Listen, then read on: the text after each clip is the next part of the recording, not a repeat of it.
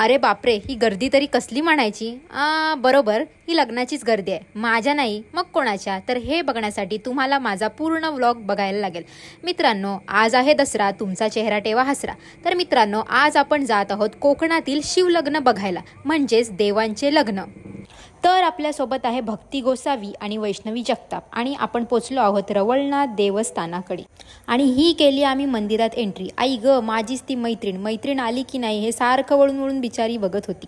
मित्रांनो, यांना तरंग असे म्हणतात. त्यांचे आम्ही दर्शन घेतले, नंतर आम्ही देवाचे दर्शन घेतले आणि आम्ही पडलो मंदिराच्या बाहेर.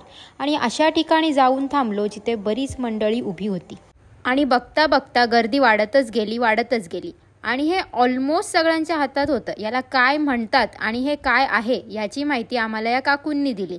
आणि काकूंच्या माहितीप्रमाणे याला रुजवान असे म्हणतात आणि याला देवांच्या लग्नात अक्षता म्हणून वापरले जाते. तर मग चला बघूया आपण देवांची लग्न.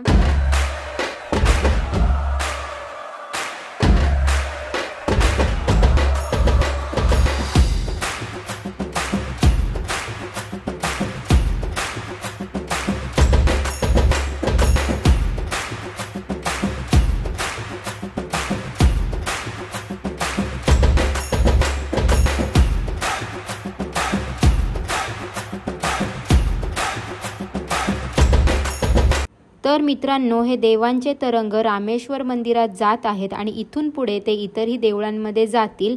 पण आम्ही आता निघालो आहोत आणि आम्हाला भेटली रस्त्यात देवीची मिरवणूक. सो आम्ही देवीचे दर्शन घेतले. त्यानंतर आम्ही ढोल पथकाचा लाभ घेतला आणि आम्ही दुसऱ्या देवीचेही दर्शन घेतले. मग आम्ही रस्त्यात जाताना विचार केला, आता आलोच आहोत तर हनुमान मंदिरात जाऊन येऊया. मग आम्ही बजरंगबली बाप्पाचे दर्शन घेतले आणि घरी निघालो. सो आजचा व्लॉग इथेच संपला आहे. Please like, comment, share and subscribe.